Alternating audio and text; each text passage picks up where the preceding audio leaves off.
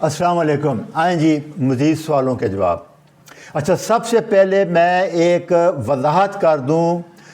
Video 5 में मैंने boiler chicken के बारे में बताया था, गलती से मुझसे लिखा गया कि हार्मोन, वो असल में वो देते हैं, गाय भैंस को लगाते हैं हार्मोन दूध के लिए और ग्रोथ के लिए। तो ये कंसल्टेंट साहब ने बहुत अच्छी वजाहत की है। उन्होंने मुझे कहा है कि हम हार्मोन बिल्कुल नहीं लगाते, ये मुमकिन भी नहीं है। उनकी बात बिल्कुल सही है। ये डिटेल सारा उन्होंने बताया कि बॉयलर कैसे होता है।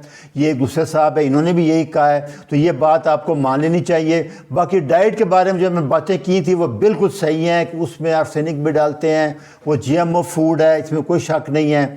उनको धूप नहीं लगने देते, उनको जगह नहीं मिलती चलने की, तो वो क्वालिटी जो देसी की है फ्रिज के चिकन की, उसकी नहीं है, इसमें कोई शक नहीं है।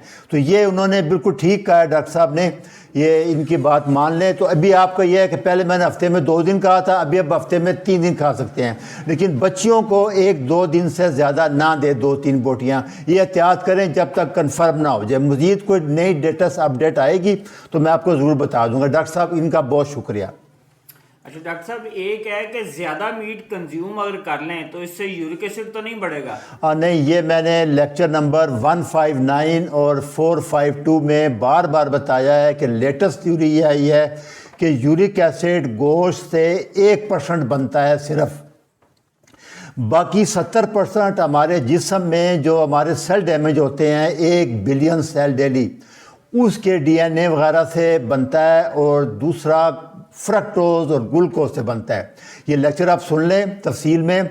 और ये 2 साहब हैं, इन्होंने भी यही कहा है, आप चलिए देख लें। ये भी कह रहे हैं कि कीटो ये डाइट पे थे, इन्होंने देखा इनका ये जाके 6 महीने बाद सेट होगा, मैंने बताया था लेक्चर में। ये दूसरे साहब हैं, ये भी यही कह रहे हैं कि हमारा यूरिक एसिड कम हो गया कीटो डाइट पे, कार्निवोर डाइट पे। तो गोश्त का रोल बहुत थोड़ा है, 1-8 मिलीग्राम बढ़ेगा। इसलिए मैंने आपको पिछले लेक्चर में भी कहा था कि आप गोश्त खाएं, आप फ्रक्टोज छोड़ दें, जूस, पेप्सी, फ्रूट, इनसे बढ़ेगा। और ग्लूकोज, कुछ अरसे बाद ग्लूकोज भी कन्वर्ट हो जाती है यूरिक एसिड में। ये 2 बड़ी सोर्सेज हैं। 70% हमारा जिस्म बनाता है, उसका ये है कि आपकी हेल्थी लाइफस्टाइल है, आपके वीर एंड टीयर कम होगी, जैसे कार्निवोर डाइट में तो वो कम हो जाएगी, लेकिन वो बनेगी ज़रूर, इतना हमें चाहिए भी 4-5। लेकिन बाकी जो है वो फ्रक्टोज, ग्लूकोज, कार्बोहाइड्रेट, रोटी छोड़ें। आप गोश्त के साथ रोटी खा रहे हैं इसलिए बढ़ रहा है आपका, ये समझो। जूस पी रहे हैं, पेप्सी पी रहे हैं। अच्छा डॉक्टर साहब, एक क्वेश्चन ये है कि प्री डायबिटीज वालों को जो रोटी और राइस है वो बिल्कुल बंद कर देनी है? जी, प्री डायबिटिक का मतलब है कि आप 2 साल बाद डायबिटीज़ हो जाएंगे। यही अलमिया सारे सवाल आते हैं, जी मैं सेहतमंद हूँ, मैं रोटी खा रहा हूँ। और भाई 5 साल बाद आपको भी रेजिस्टेंस हो जाएगी अगर आपने लाइफ स्टाइल नहीं बदला। इसके लिए जो लोग रोटी चावल खाना चाहते हैं वो लेक्चर नंबर 470 सुन लें। उसमें मैंने बता दिया है कि फिर आपको 4-5 घंटे डेली वॉक भी करनी पड़ेगी। और दूसरा लेक्चर नंबर 486 मैंने बनाया है, उसमें मैंने प्री डायबिटिक में जो डाइट बताई है वो डायबिटीज़ की है। वही keto, low carb diet, fasting, exercise मुकम्मल रिवर्स कर लें। प्री डायबिटिक का फ़ायदा ये है कि पैंक्रियाज डैमेज नहीं हुआ होगा आपका, आपकी सारी उम्र आपको किसी दवाई की जरूरत नहीं पड़ेगी। जो एक दफ़ा डायग्नोज हो जाए उसका मतलब है 50% पैंक्रियाज डैमेज हो चुका है। इस चीज़ को समझें। इसीलिए जो यंग है 35-40, मैं उनको बार बार ये समझा रहा हूँ कि आप अभी लो कार्ब पे आ जाएं। जब शुगर हो जाएगी 50-60% पैंक्रियाज डैमेज करा लेंगे, हार्ट अटैक का, ब्लड प्रेशर सारा बढ़ जाएगा, डैमेज हो जाएगा, फिर आएंगे, फिर रिवर्स नहीं होगा, बहुत मुश्किल है। इसलिए ये समझ लें इस चीज़ को। अगर आपने लाइफस्टाइल वो है, जैसे लेबर क्लास है, मजदूर क्लास है, जो काम करते हैं 8-10 घंटे, साइकिल चलाते हैं, उनके लिए ठीक है। वो आप जो ऑफिस वर्कर हैं वो 100% छोड़ दें। मेरी बात को समझ लें कि प्री डायबिटिक है, डायबिटिक है, दोनों का इलाज एक ही होगा। इसमें यह है कि आपका पैंक्रियाज डैमेज होने से बच जाएगा, ये फ़ायदा होगा आपको। डॉक्टर साहब, अक्सर शुगर के मरीजों को पेशाब में प्रोटीन जाने का मसला होता है, इसका क्या करें? आप कहते हैं कि गंदम ना खाओ, तो डॉक्टर साहब बोलते हैं गोश्त ना खाओ, तो फिर करें क्या? ये अलमिया यही है। अभी डॉक्टर साहब को आप एजुकेट करें, मैं तो तंग आ गया हूँ, वो मानते नहीं हैं। इवन नेफ्रोलॉजिस्ट तक ये कह रहे हैं प्रोटीन मना करें। अभी रिसेंटली मैंने पूरे वीडियो बनाई है, प्रोफेसर जेसन फंग से बड़ा नेफ्रोलॉजिस्ट कोई नहीं होगा, प्रोफेसर ऑफ नेफ्रोलॉजी हैं, उनके बुक भी हैं, वो भी यही कह रहे हैं कि फास्टिंग और प्रोटीन कम नहीं करनी। फास्टिंग जितनी ज़्यादा करोगे किडनी रिपेयर करेगा। یہ لیکچر نمبر ہیں 212 214 215 216 یہ میں نے رینل فیلر کے لیے بنائے ہیں. اس پہ آپ جا کے تسلی کر لیں. انشاءاللہ 5-10 سال بعد آپ کی پروٹین ہو سکتا ہے کم ہو جائے، ہو سکتا ہے بند ہو جائے. یہ 8-10 سال بعد ریپیئر ہوگی، لیکن اس کا نقصان نہیں ہوگا. آپ کے کریٹین نہیں بڑھے گی، آپ کو ڈائلیسس کی ضرورت نہیں پڑے گی. کیٹو ڈائٹ کا، فاسٹنگ کا آپ کو یہ فائدہ ہو جائے گا. یہ آپ لیکچر سن لیں اور بالکل ڈاکٹر صاحب کی بات چھوڑ دیں. ان کا کوئی نالج اپڈیٹ نہیں ہے. یہ المیہ ہے، یہ آپ کی بدقسمتی ہے. اس کے لیے میں دعا کر سکتا ہوں اور میں کیا کر سکتا ہوں.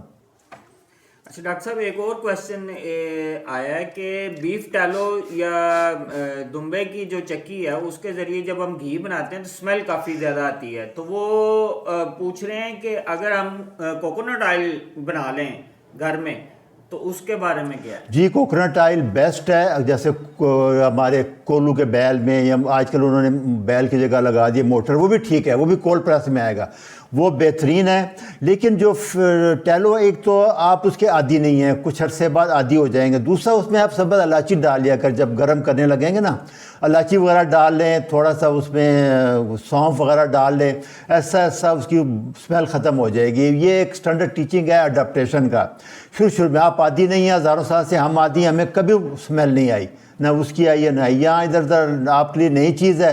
اس لیے آپ تھوڑا سا اس میں الائچی ڈال دیا کریں، سونف ڈال دیا کریں. جب اس کو آپ گرم کر لیں اس کے بعد اس کو سٹین کر کے وہ نکال دیا کریں اس میں الائچی، اس کی اسمیل کافی حد تک کم ہو جائے گی. یہی طریقہ ہے. دوسرا کوکونٹ ہے جو گھر کا ہے، کولو کا ہے، وہ بہترین ہے.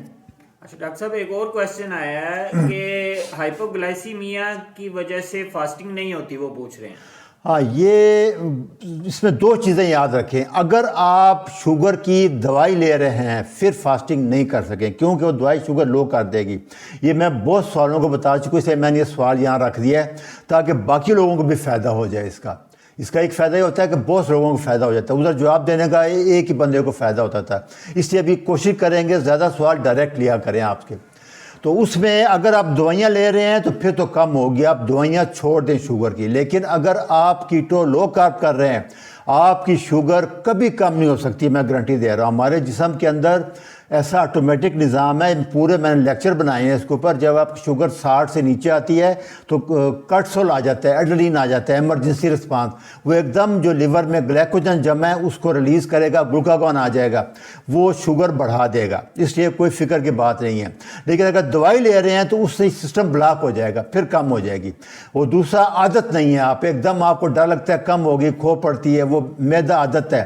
ایسا 3-4 ہفتے میں آپ آدھا گھنٹہ ٹائم بڑھاتے رہیں کھانے کے درمیان.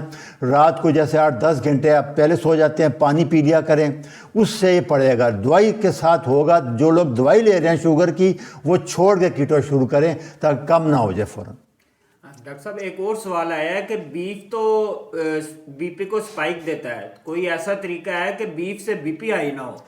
یہ ڈاکٹروں کا پروپیگنڈا ہے. یہ چل رہا ہے کولیسٹرول کا، بی پی کا، اس کا کوئی تعلق نہیں ہے بلڈ پریشر سے. میں آپ کو گارنٹی دے رہا ہوں. ابھی آپ نے سنا ہے کہ سارے کیٹو ڈائٹ، میں شوگر اور بلڈ پریشر ٹھیک کرنے کے لیے کیٹو ڈائٹ، کارنیور ڈائٹ بہترین ہے. ہزاروں سٹڈیز آ چکی ہیں، ثابت ہو چکا ہے. یہ پروپیگنڈا ہے ان کا، اس کو چھوڑ دیں. ہاں، اگر آپ کاربوہائیڈریٹ کے ساتھ بیف کھائیں گے پھر کولیسٹرول بھی خطرناک ہے.